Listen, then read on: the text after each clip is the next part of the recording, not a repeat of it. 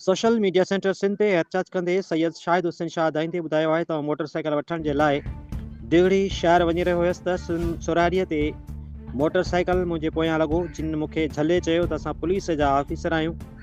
हर हिकु नाले PC मज़हर जरवार ऐं आबिद जरवार, जेके ज़बरदस्ती मूंखे खणी दुम्बालो ऐं मुख़्तलिफ़ जॻहनि ते घुमाईंदा रहिया ऐं ॿुढो कामराणी आया, जिते ASI अनवर कलोई मूं ते टार्चर तशदुद कंदो रहियो। जंहिं मूं चयो ॾोह मुंहिंजो ॿुधायो, जंहिं ते ASI अनवर कलोई चयो पैसनि तां हथ खण, न त चर्स आफ़ीम या कंहिं बि केस में चालान कंदसि। वधीक शाहिद हुसैन शाह दाईंदे ॿुधायो त मूं ग़रीब मिसकिन जा 1,80,000 रुपया फुरिया विया आहिनि। SSP बदीन साहिब, DIG हैदराबाद, IG सिंध इंसानी हक़नि वारे इदारनि खे पुरज़ोर अपील कई आहे मूंसां इंसाफ़ कयो वञे, मुंहिंजी रक़म वापसि कराए, उन्हनि बेरहमाना वहिंवार कंदड़नि खे फिल फोर हटाए मूंसां इंसाफ़ कयो वञे।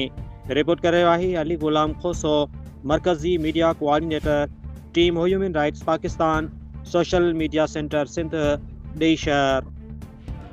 मुंहिंजो नालो आहे शाहिद हुसैन शाह। ऐं डिगड़ी वञी रहियो हुअसि। मुंहिंजे खीसे में 1,80,000 हुआ। सोरहं ॾींहं सिंध ॿ पुलिस वारा मूंखे फिरी आया। जी अनवर साहब घुरायो। साईं उन्हनि जा नाला छा? ॿिनि पुलिस वारनि आबिद पुलिस वारो ऐं मज़हर पुलिस वारो। इहो PC जरा सिपाही हुआ? जी जी यार। अॻियां मां खणी वियो अनवर साहब जी कार घुराई अथनि।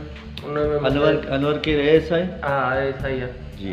हाँ ॿुढो कमराणी आहे इंचार्ज। मूंखे तशद कयनि, मार कुट सॼो ॾींहुं कयनि त चई 1,80,000 तव्हां हथ खण त तोखे छॾियो। राति जो मूंखे तक़रीबन 6-7 जो टाइम हुते छॾे विया ॿुढे कमराणी में।